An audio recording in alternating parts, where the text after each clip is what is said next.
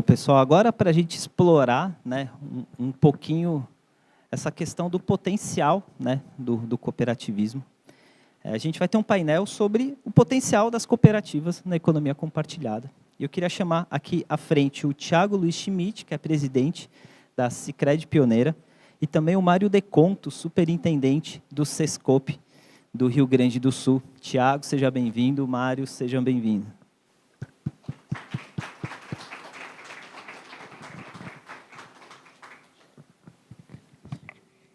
Pessoal, fiquem à vontade.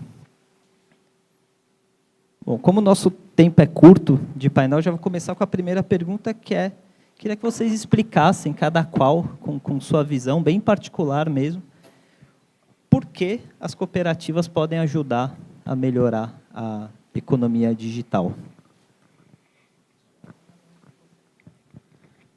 Boa tarde a todos, alegria estar aqui participando desse painel. Antes de mais nada, né, Gustavo, na capital do cooperativismo, e acho que muito próximo com aquilo que o Solon trouxe no momento de abertura, porque é um movimento natural das pessoas de forma inconsciente. Existe um pensamento dentro do cooperativismo de que é justamente nos momentos de crise que as cooperativas mais se desenvolvem. E o nosso questionamento, e a gente que gosta de estudar muito o cooperativismo, se pergunta por que as pessoas participam tanto do cooperativismo no momento de crise e depois, quando elas estão bem, ou individualmente bem, tendem a seguir o movimento de forma isolada.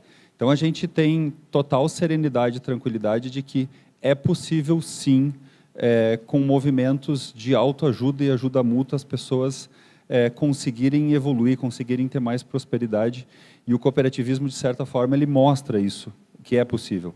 O nosso grande desafio, ele está na comunicação. Tu falaste muito bem das bolhas, né? E são as bolhas do cooperativismo para fora, mas as próprias bolhas que a gente tem dentro do cooperativismo. É isso que precisa ser cada vez mais trabalhado, especialmente para que as novas gerações, os jovens, entendam como o cooperativismo funciona na prática. E o cooperativismo de plataforma, que é um tema que o professor Mário estuda e conhece muito bem, eu acho que ele traz muitas respostas, ele vai conseguir aproximar essa geração mais jovem do cooperativismo, para o cooperativismo. Bom, boa tarde, né, a todos. É uma alegria estar aqui com vocês, né?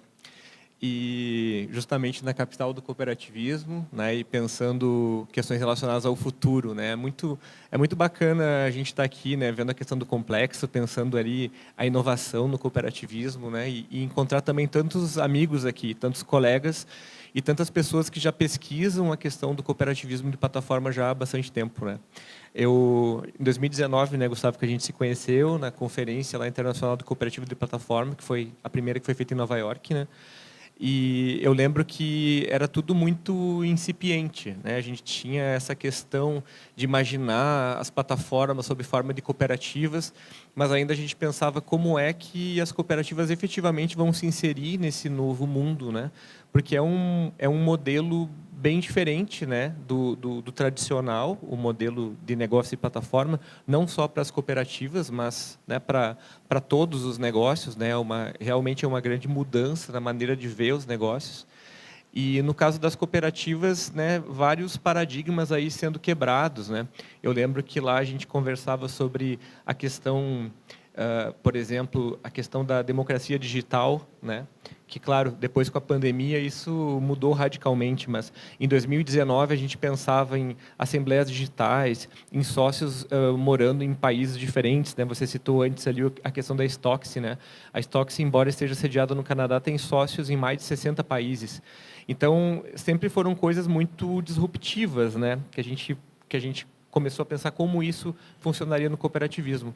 E eu acredito que é muito interessante a gente estar aqui hoje, né, pensando justamente em criar, né, um ecossistema favorável ao desenvolvimento das cooperativas de plataforma, né? Eu acho que a grande, vamos dizer, a grande contribuição que você fez a tua pergunta sobre as cooperativas na economia digital, né? É essa grande possibilidade da gente trazer efetivamente, né, a economia compartilhada de verdade para a economia da plataforma, né? Onde realmente os usuários das plataformas sejam os proprietários, os controladores, né, os decisores sobre o destino daquela plataforma, né? Acho que as grandes questões, né, relacionadas às plataformas, as grandes críticas, né, que a gente vê aí surgindo contra as plataformas, né, que não por acaso tem o nome de uberização, né? Então, as grandes críticas ao modelo de plataforma são justamente nesse sentido desse controle, né, de não haver controle democrático, da propriedade estar aí na mão dos acionistas, né, de que os usuários não têm controle sobre a plataforma. Eu acho que essa é a grande contribuição que o cooperativismo pode trazer para a economia digital. Legal. Vamos fazer um pouco de futurismo aqui, assim, sonhar grande lá para frente, assim, para o futuro. Queria que vocês imaginassem, vamos pensar que tudo deu certo para o cooperativismo. O Radarcop foi um sucesso, tudo deu certo, a gente tem um ecossistema vibrante. Onde vocês acham que a gente pode chegar, né, nesse casamento de cooperativismo com economia digital? E aí, só para dar aquela impulsionada, né, o Solon contou um pouco, né, a história do surgimento do cooperativismo de crédito e da pioneira, do sistema Sicredi, e mesmo todos os outros grandes sistemas, né, onde que chegaram, né, estão aí concorrendo, né, não de igual para igual, porque são propostas diferentes, mas estão aí, né, com um setor extremamente concorrido. Então, queria que vocês fizessem um pouco desse futurismo, onde a gente ainda pode chegar em diversas outras áreas e em diversas outras caixinhas em que a gente hoje ainda talvez não coloque, né, o cooperativismo. Sabe, Gustavo, quando a gente fala nesse sentido de visão de futuro e se preocupa muito com o que, ou com o como, ou aonde chegar, nosso entendimento existem desafios que vêm antes disso ainda. E a gente sabe, dentro da bolha do cooperativismo, a quantidade de cooperativas que dão certo e as que não dão certo. E muitas vezes aquelas que não dão certo, o grande desafio, a grande questão dela está no porquê, está no propósito, está na razão de existir da cooperativa. Trazendo para o exemplo da Sicredi pioneira, nós temos muito claro do porquê que a cooperativa nasceu. Embora nós tenhamos escrito só em 2016, 2017, de que a cooperativa existe para construir comunidades melhores, se a gente for fazer o resgate histórico, entender o movimento da comunidade na época, que não foi o padre sozinho, assim como nas startups hoje, alguém tem alguma grande ideia e ganha muito dinheiro com essa grande ideia, mas todos os outros que contribuíram para que isso fosse monetizado de forma absurda não ganham tanto dinheiro assim.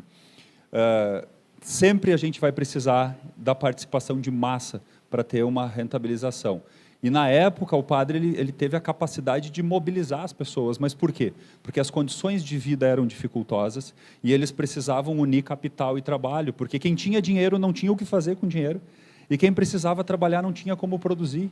Não adiantava ter a associação dos agricultores, o Bauernverein, e eles trocar informações, conhecimentos ou ferramentas, se faltava recurso para adquirir sementes ou para fazer um processamento e transformar o milho em farinha, a uva em vinho e agregar valor, que era o que se debatia naquela época e que a gente fala até hoje no segmento agrícola brasileiro, por exemplo.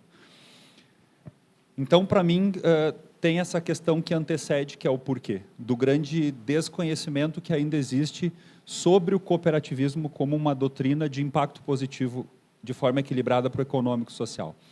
E daí a gente precisa ir para as bases, e a principal delas é a educação. Nós temos aqui, participando do painel, administradores, advogados, contadores, pessoas participando na plateia. Muitos passaram, praticamente todos, por uma graduação, e nós não tivemos a disciplina de cooperativismo na graduação. Então, a sociedade desconhece o cooperativismo.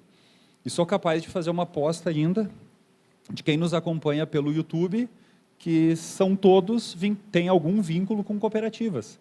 Então, essa visão de aonde nós podemos chegar, acho que é super importante, mas ela tem um ponto de partida e que, no nosso entendimento, o Radarcop vai contribuir demais para isso, que é diminuir o desconhecimento acerca do cooperativismo. E daí sim, com as pessoas compreendendo mais o que é o cooperativismo, eu acredito muito na abundância dos impactos, de que muito que se fala aqui na Pioneira de que não existe uma cooperativa rica numa sociedade pobre, e o papel da cooperativa é gerar a prosperidade dos associados.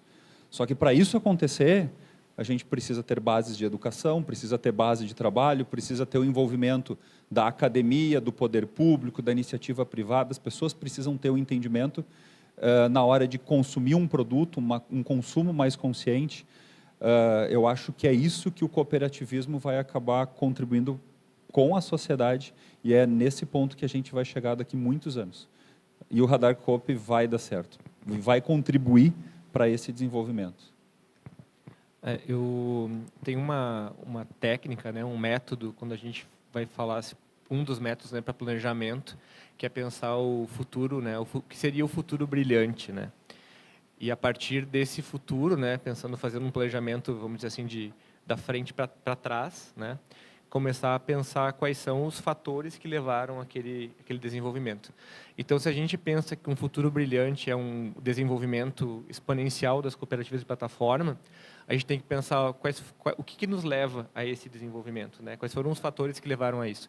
E aí perpassa muito pelo que o Thiago falou, né? Eu acredito que a questão da educação, né, do conhecimento do cooperativismo, né, porque existe um grande desconhecimento, não à toa, né, porque a gente vive numa sociedade em que a competição é muito mais valorizada do que a cooperação, né? Então, é a ideia de que eu consigo, né, sozinho, né, como a gente já tinha conversado, né, esses dias. E está tudo bem. E está tudo bem, isso é natural, né? Sim, mas eu digo, mas a competição é muito mais valorizada, né? Tipo, a cooperação fica meio como uma ideia subalterna, assim, né, dentro de uma economia capitalista, né, desenvolvida. E outra questão, essa sobre o consumo consciente, eu acho que é algo muito interessante, assim, em alguns algumas das reuniões, né, que a gente fez com grupos interessados em cooperativa de plataforma, muitas vezes se pensava, bom, a gente quer fazer um novo tipo aqui, né? A gente quer pensar cooperativas de transporte, ou a gente quer pensar uma cooperativa que faça a produção de alimentos orgânicos e conecte com consumidores, né? Então, a gente precisa pensar assim, bom, quem é o consumidor que toparia, por exemplo, pagar um pouco mais, ou saber que o trabalhador está sendo melhor remunerado, né? Então, existe também uma questão da consciência do consumo, né? Agora mesmo, com toda essa questão de compras, né? Eu tenho acompanhado um pouco de compras nesses sites chineses, que faz muito essa questão, né? Quanto ganhou aquele trabalhador para produzir aquela roupa por aquele valor tão baixo, né? Então, eu vejo que a sociedade tem se incomodado, né, um pouco com isso. E eu acho que esses padrões de consumo, né, mais consciente também podem contribuir para o desenvolvimento, para você pensar que você está remunerando adequadamente uma pessoa que está prestando serviço, né? Acho que sim. Se a gente for ver a própria cooperativa, a Up and Go, né, que é uma cooperativa de trabalho nos Estados Unidos, né, ela utiliza isso na sua comunicação, né? De diaristas, né? Do quanto um aplicativo, né, uma plataforma convencional, o percentual que chega até o trabalhador, e numa cooperativa de plataforma que ele recebe quase todo o valor, né? Então, só que isso requer que também o consumidor tenha uma outra visão, né?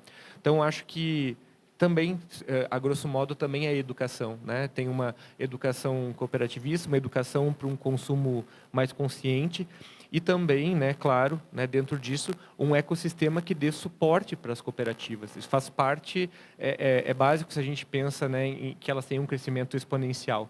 E acho que isso é muito do que a gente viu também, né, Gustavo? Os próprios relatórios da OIT, eles trazem isso, que um dos grandes entraves ao desenvolvimento das cooperativas de plataforma mundo afora é a ausência de um ecossistema adequado, né, para dar suporte ao desenvolvimento das cooperativas, uma vez que o modelo de negócio é diferente de uma startup convencional, né? Então, acho que a gente está caminhando para isso, né? Eu acho que esse é o grande passo para a gente poder fazer com que as cooperativas de plataforma tenham relevância, né, no futuro. E daí, Gustavo, essa lógica das cooperativas de plataforma. As confederações podem contribuir muito, porque ajudam, contribuem no ecossistema, e a consciência do consumidor também é um ponto importante que vai gerar mais renda para os cooperados. E daí, respondendo bem objetivamente a tua pergunta, se tudo der certo, o que vai acontecer? Eu acho que a gente vai conseguir finalmente diminuir a concentração de riqueza, porque essa é uma das grandes entregas do cooperativismo. O cooperativismo não é um debate entre o capitalismo e o socialismo. É comprovado que, aonde existem cooperativas, a geração e distribuição de renda ela é maior do que nos municípios onde não existe. O desenvolvimento humano tem índices melhores. O índice de educação do ensino básico tem indicadores melhores. Isso prova que a gente vai estar inserindo mais pessoas numa economia com maior geração de renda, com melhor consumo, com melhor qualidade de vida. E eu acredito muito que, inclusive, a viabilidade de termos indicadores para medir o impacto que essas cooperativas, ou tradicionais ou de plataforma, terão quando tudo deu certo. Legal, legal. E dando o meu pitaco aí sobre a comunicação e a questão de cultura, eu acho que é importante as cooperativas também se colocarem como alternativa. É possível vocês colocar como alternativa sem criticar ferozmente, né? Porque, ainda bem, as cooperativas são muito pacíficas, né? Então, elas até seguram, às vezes, um pouco na hora de falar, mas eu acho que é possível vocês colocar como alternativa e até explicar, né? E, para mim, uma coisa que ficou muito clara é que, quando a gente teve essa ideia do Radar Cop, foi conversando com todos os parceiros, é que esse ecossistema de inovação, essa dinâmica do ecossistema de inovação, que, na verdade, é um ecossistema muito de startups, né? Ela não funciona, né, para as cooperativas. Ele é muito voltado para o equity, para a participação acionária. Tudo, se você parar para pensar, existe essa lógica, né? Você tem praticamente uma categoria de base lá de startups fazendo pitches muito rápidos naquela lógica de, não, temos que, né, filtrar em quais cooperativas, quais startups vamos investir. Então, você tem empreendedores buscando equity, e aí eles comemoram depois quando vendem o exit. Isso nunca numa cooperativa você vai comemorar. Olha que legal, juntei um pessoal aqui, montei uma cooperativa, olha, pula aí fora. Você não faz isso. Então, é importante ir explicando essas alternativas desse modo comparativo, às vezes, assim, falando, porque você consegue pegar uma massa lá de empreendedores e consumidores que vão se identificar com isso, né? Vão se identificar com o médio e longo prazo e não com o vou acelerar e fugir, vou comemorar o exit. Tem uma massa olhando para isso, né? Então, acho que é esse o nosso desafio. A gente não precisa criticar ferozmente, mas eu acho que é importante se colocar como alternativa. E, às vezes, eu sinto que as cooperativas ainda nem sempre conseguem se situar nesse caminho, assim, né, como alternativa. Eu acho que quando a gente estuda o modelo de plataforma, né, todas elas, né, elas têm aquele modelo sobre escalar, né, ter lá milhares de usuários, e a partir disso, né, se criam os chamados efeitos de rede de uma plataforma, e aí ela tem uma posição de dominância no mercado e consegue daí impor as suas regras, né? Toda plataforma, ela começa pequena, começa com grandes incentivos, né, para iniciar, para ela decolar. Depois que ela tem um número grande de usuários, ela impõe as regras de cima para baixo, né? Então, esse não é o modelo das cooperativas, né? A gente avaliou algumas experiências, né, de cooperativa de plataforma fora, e elas não vão por esse lado da grande escala. Mesmo o MyStox, que você citou, eles têm fila de espera de associados. Eles não associam todo mundo que busca a cooperativa. Eles buscam um nicho de mercado, né? Eles se colocam de uma outra estratégia, não uma estratégia de rápido crescimento, como é o caso das plataformas tradicionais. Então, só isso já mostra que não é o mesmo ecossistema, não é o mesmo ecossistema das startups que vai dar, vamos dizer assim, que vai fazer o crescimento das cooperativas de plataforma. E esse é o nosso desafio, né? Mas eu acredito que a gente tem plenas condições de construir isso, né? Então, esse é o lado bom, né? É desafiador, mas a gente tem condições de fazer. Legal. E agora, né, a gente já explorou um pouquinho, né, esse tema, mas eu acho que dá para a gente aprofundar um pouquinho mais, né, que é o que a gente precisa fazer, né, para chegar nessa visão de futuro, né? A gente falou um pouquinho da comunicação, da cultura, mas que outras ações, talvez pensando um pouquinho mais no curto e médio prazo, né, o que a gente precisa fazer para termos mais empreendedores cooperativos, que a gente tem chamado, como quiser chamar, ter mais cooperativas testando novos modelos, saindo um pouquinho da caixinha, sempre olhando para o propósito, sempre olhando, obviamente, para a legislação, mas testando, né, toda essa versatilidade que já existe, que muitas vezes as pessoas não estão explorando ainda tudo que o cooperativismo pode oferecer. O professor Mário deve lembrar, a gente já deve ter assistido algumas, sei lá, 10, 20, 50 palestras sobre desafios e oportunidades do cooperativismo, né? E até esse título é preciso inovar, porque a gente pode falar em velhos desafios e novas oportunidades do cooperativismo. Eu voltaria para a questão do propósito como ponto, como base de qualquer reflexão.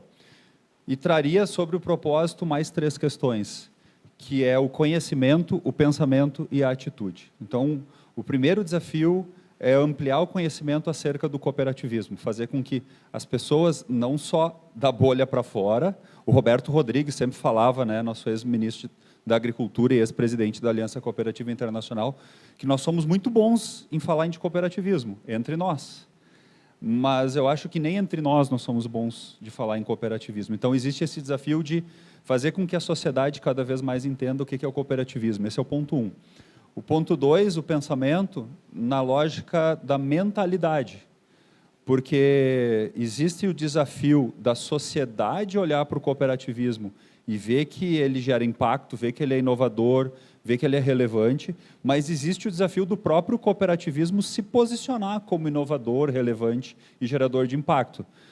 Lembro na Pioneira, quando nós trouxemos a pauta da inovação para a cooperativa, e na época começava a se falar muito em inovação nas cooperativas em 2016 para 2017, e se falava de inovação disruptiva, inovação incremental, e a gente olhava para a inovação vinculada à estratégia e dizia, calma, a inovação está vindo aqui para acelerar a nossa estratégia. E daí, aos poucos, a gente viu uma inovação impactando nos horizontes 1 e até 2, e a gente achava o máximo, porque jamais se pensaria nisso antes. E essa experimentação fez com que a gente mudasse o nosso pensamento, a nossa mentalidade, e começasse a participar de outros ambientes que pouco tempo antes eram inimagináveis. E daí a gente começa a sair do nosso sistema só de cooperativismo do ramo financeiro e ir para outros ramos, ir para outros segmentos, ir para outras áreas do mercado, e a gente recebeu uma série de informações importantes que contribuem com a consciência e a evolução da cooperativa. Então, a gente ganhou muito participando desse ecossistema maior.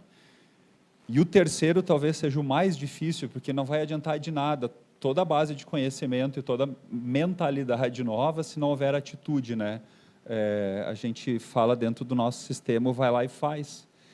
Porque eu estou percebendo muitas pessoas comentando, muitas pessoas conscientes, muitas pessoas querendo, mas na hora de efetivamente pagar para ver o que acontece, fazer um teste, fazer algo novo, ou até mesmo se permitir errar, porque a gente sabe que nesse universo nem tudo vai dar certo, e está tudo bem, isso faz parte do processo de inovação, mas fazendo, acertando, errando, tentando novamente, os benefícios a médio e longo prazo eles começam a aparecer.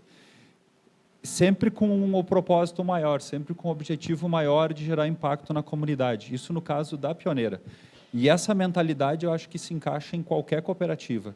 As cooperativas começarem a se abrir mais para o mercado e mostrar o quanto a gente efetivamente gera impacto no mercado, faz com que tenhamos a possibilidade, Gustavo, de coisas como eu ouvi na semana passada, de uma ex-professora de marketing, durante o lançamento de um livro aqui na região, e ela dizendo assim, vocês estão em tudo, a gente até esquece que é uma instituição financeira. E a gente ouvir isso de outras pessoas de fora da cooperativa, falando da gente assim, mostra o quanto efetivamente a gente tem se posicionado como parte integrante do ecossistema de inovação, como uma entidade da comunidade, como alguém que quer ajudar no poder público, alguém que olha para o turismo, alguém que olha para a inovação, alguém que olha para outros segmentos que saem do convencional. E esse é o convite desafiador para quem é de cooperativa, ampliar esse olhar. Quando a gente ampliar esse olhar e se posicionar diferente na sociedade, aí eu acho que a gente terá condições da sociedade começar a ter um olhar diferente em relação ao cooperativismo. Então, entre o ovo e a galinha, né, vamos parar de botar a culpa na sociedade, vamos nós, cooperativa, começar a ter uma postura diferente. Esse é o que eu enxergo. Como a gente vê muitos grupos, né, assim, querendo formar cooperativas, enfim, Eu acho que o primeiro passo seria a gente conseguir ter uma forma de acolher grupos, né, que têm iniciativas, que pensam em projetos, que possam ser inovadores, para que esses grupos possam pensar que essas iniciativas podem ser feitas através de um modelo cooperativo, sabe? E aí eu pego o que o Thiago falou sobre a questão do propósito, né? A gente conseguir ter um método para identificar com esses grupos se efetivamente o caso deles é de uma cooperativa ou não. Porque não é para todo mundo que o modelo cooperativo serve, né? Eu já tive a oportunidade de atender grupos, né, de motoristas, que eles falavam que queriam criar uma cooperativa, mas na prática eles queriam criar uma empresa, eles queriam colocar motoristas para trabalhar para eles não queriam mais trabalhar, né? Então está tudo bem. São iniciativas que diante da nossa legislação são perfeitamente possíveis de serem constituídas, mas não são cooperativas, né? Então acho que a gente tem que conseguir identificar isso, né?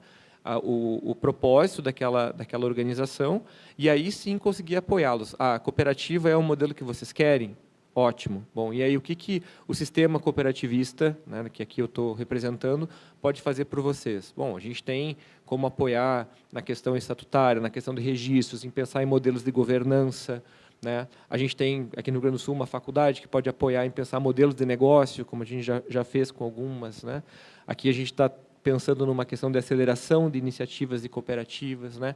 Então, acho que aí a gente começa a colocar as instituições para efetivamente pensarem e trabalhar de maneira junta, né, conjunta, né, para dar apoio a esses grupos, né? Eu acho que isso é efetivamente o que falta para nós, né? Conseguir instrumentalizar esses grupos para conseguir efetivamente fazer essa realidade acontecer. E muitos grupos assim que eu também conversei, né, também muitas vezes você chega e pensa, bom, mas qual é o modelo de negócio que vocês têm? O que vocês pensam? Né? Tipo, somos contra o modelo do iFood, mas o que nós conseguimos fazer? Que modelo de negócio a gente vai criar que vai conseguir remunerar um entregador melhor do que o iFood? Esses são as grandes questões, né? Porque então, se a gente quer ver como uma alternativa para melhorar a renda, melhorar as condições de vida e de trabalho, né, daquele trabalhador, a gente tem que pensar então que a gente tem que ter respostas melhores, né, mais elaboradas.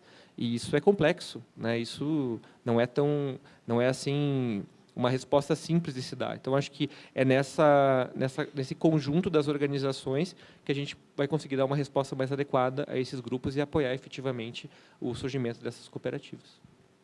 Legal. Pessoal, a gente está chegando no fim do painel, só fazer aquela última rodada. Eu aprendi essa pergunta muleta que agora eu uso sempre, que é assim, agora é a hora de vocês resolverem o que o mediador esqueceu de perguntar.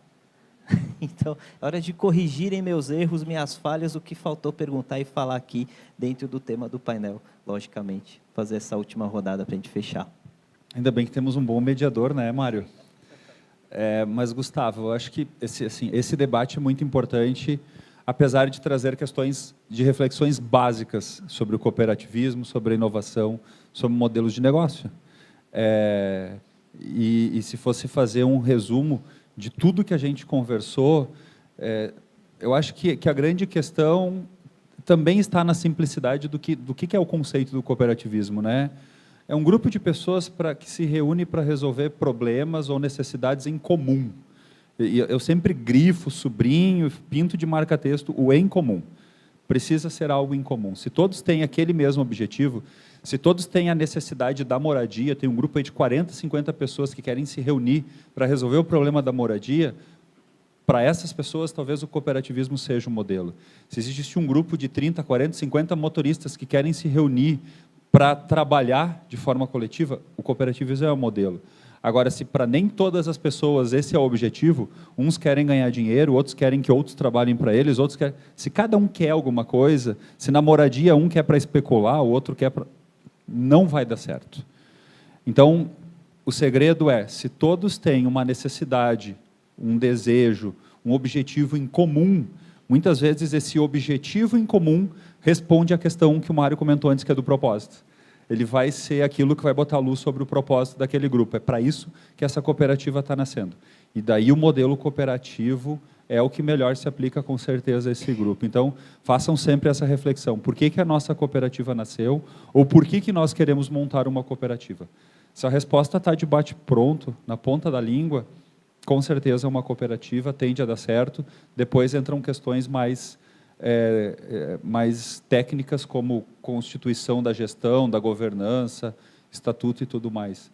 Mas, com certeza, essa mentalidade de trabalho coletivo, ela vai impactar cada vez mais, ela vai fazer parte cada vez mais da vida dos jovens, especialmente, eu acredito, e o que eu mais desejo é que cada vez mais nós tenhamos menos pessoas desconhecendo o cooperativismo, que acho que é o nosso grande desafio ainda, comunicar melhor para a sociedade o que é o cooperativismo. Com essas duas coisas andando em conjunto, a gente com certeza tem um outro futuro para o cooperativismo agora durante o século XXI. Bom, para fazer o meu encerramento, então, eu acho que uma questão interessante, né, do cooperativismo de plataforma, que a gente talvez não fale muito, é que ele não nasceu entre as cooperativas, né? O movimento do cooperativismo de plataforma nasceu quando as pessoas começaram a pensar a propriedade da internet e começaram a pensar, olha, seria interessante um modelo em que os próprios usuários decidissem como eles vão utilizar seus dados, ou como é que os próprios usuários decidissem o futuro da plataforma. E que modelo é esse? Que modelo é esse que as pessoas todas são donas da plataforma, né? Se pensava uma época no Twitter, né? Transformar o Twitter numa cooperativa. Mas como que isso surgiu? Que modelo seria esse que a plataforma seria dos usuários? E que eles poderiam decidir democraticamente sobre isso. Então, aí eles pensaram um modelo cooperativo, mas as pessoas diziam, mas cooperativa, pensavam em cooperativa agropecuária, né? Cooperativa não é uma coisa lá do século passado, né? Então, isso é interessante, né? Porque não foi dentro das cooperativas que surgiu a ideia das cooperativas de plataforma, foi fora, né? E aí, a primeira vez que eu li a respeito disso, né, fiquei pensando, nossa, realmente, né, que ideia interessante, né? E como que a gente faz para que isso efetivamente funcione no Brasil. E aí eu já, como pesquisador, já comecei um projeto de pesquisa lá do CNPq, que era, né, não era desafios e oportunidades, mas era quase isso, né? Era pensar assim, era tipo, nos desafios no sentido assim, tipo entraves, né? O que poderia ser um entrave jurídico ao desenvolvimento dessas cooperativas no Brasil.